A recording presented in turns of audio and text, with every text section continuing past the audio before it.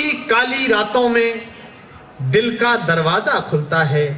ये ऐसे जैसे मैं आपके बारे में बात कर रहा हूं, चाहे T5 में रहते हो चाहे बॉय हॉस्टल में रहते हो। मावस की काली रातों में दिल का दरवाजा खुलता है, जब दर्द की प्याली रातों में गम आंसू के संग घुलता है।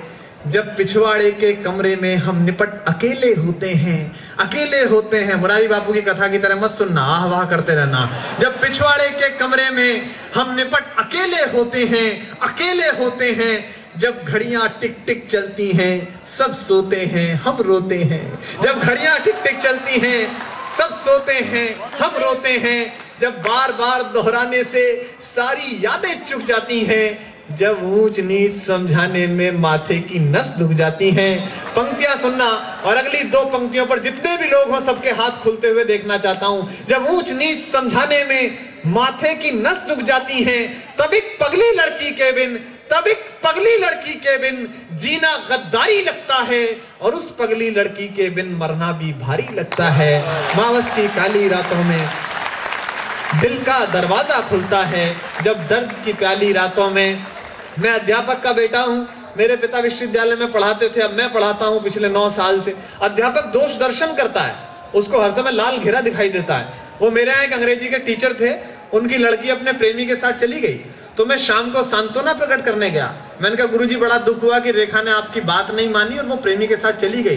तो गुरुजी बोले बेटा दुख इस बात का नहीं है, दुख इस बात का है कि 7 साल ग्रामर पढ़ाई, 3 पेज का लेटर छोड़ के गई है, उसमें 4 स्पेलिंग मिस्टेक उनकी चिंता है। सुनिएगा, जो अध्यापकीय परिवेश से जुड़े हुए लोग हों, शुद्ध कविता सुनिएगा।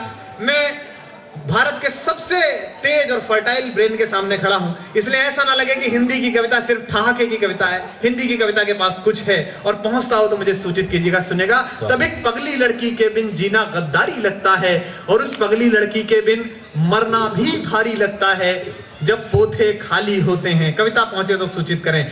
जब पोथे खाली होते हैं, जब हर्फ सवाली होते हैं, जब गजलें रास नहीं आती, अफसाने गाली होते हैं, जब बासी फीकी धूप समेटे दिन जल्दी ढल जाता है, दाद मिले, जल्दी ढल जाता है, जब सूरज का लश्कर छत से गलियों में देर से जाता है, जब जल्दी घर जाने की इच्छा मन ही मन घुट जाती है, जब कॉलेज से घर लाने वाली पहली बस छूट जाती है, पहली बस छूट जाती है, पहली बस छूट जाती है। पंक्ति सुने अगली दो शरारती पंक्ति। पहली बस छूट जाती है जब बेमन से खाना खाने पर माँ गुस्सा हो जाती है, जब लाख मना करने पर भी पारो पढ़ने आ जाती है, जब लाख मना करने पर भी पारो पढ़ने आ जाती है। ये पंक्ति पहुंचे कविता की और आपकी तालियां उठे। पारो पढ़ने आ जाती है, जब अपना मन चाहा हर काम, जब अपना मन चाहा हर काम कोई लाचारी लगता है, तब एक पगली लड़की के बिन जीना गद्दारी लगता है,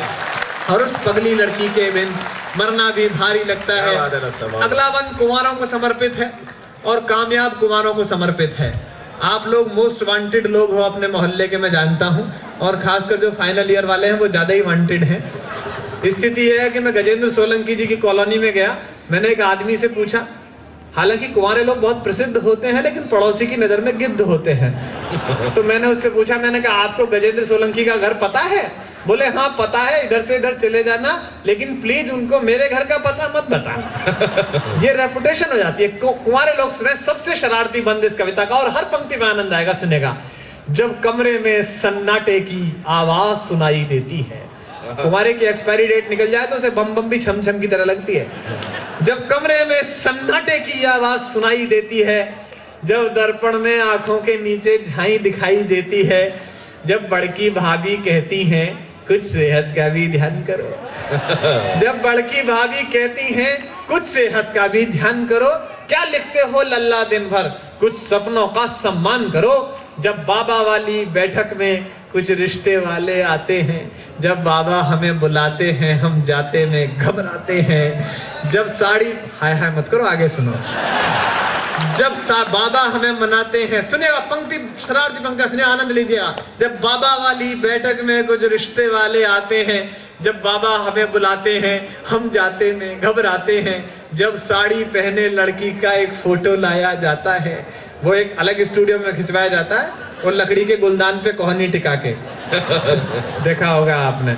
और एक बात और बता दूं, कितनी जीन्स पहन लो, फोटो साड़ी वाला ही जाना।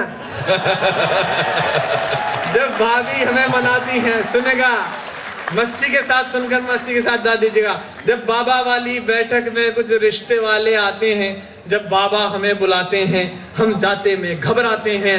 जब साड़ी पहने लड़की का एक फोटो लाया जाता है, जब भाभी हमें मनाती हैं, फोटो दिखलाया जाता है।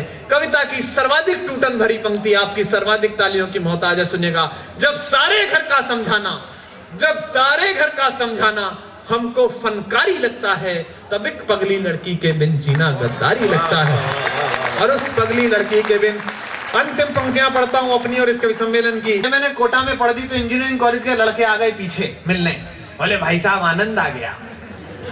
मैंने कहा वही उद्देश्य भी था। बोले नहीं नहीं, पर ये औकात वाली बात बदल दीजिए, क्योंकि हमको कंफर्म हो गई है कि आपकी किस लिए है।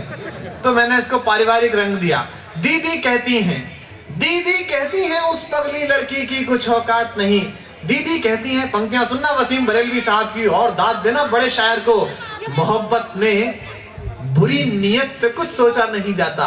जिनके बीच अभी झगड़ा हो गया हो 14 से पहले या बाद में, वो सुन लें।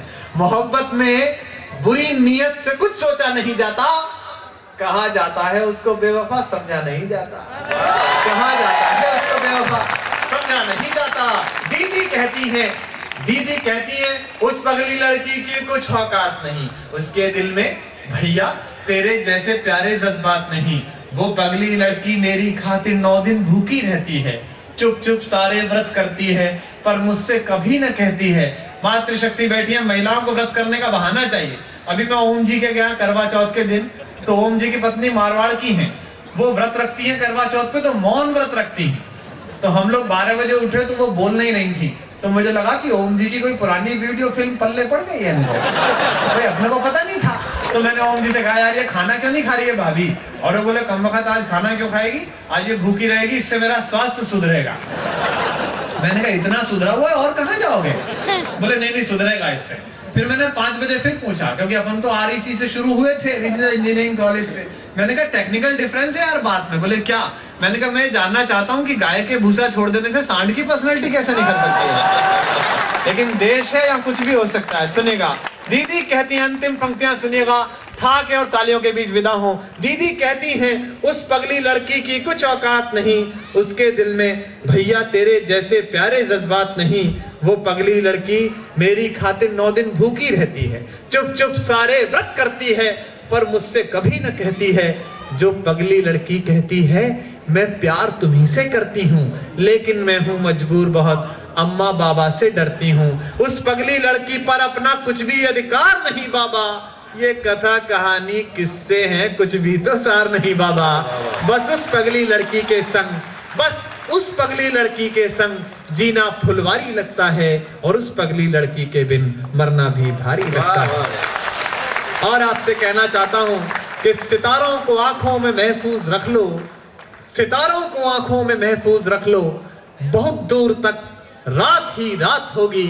मुसाफिर हैं हम भी, मुसाफिर हो तुम भी, इसी मोड़ पर फिर मुलाकात होगी। बहुत बहुत आभार, बहुत बहुत।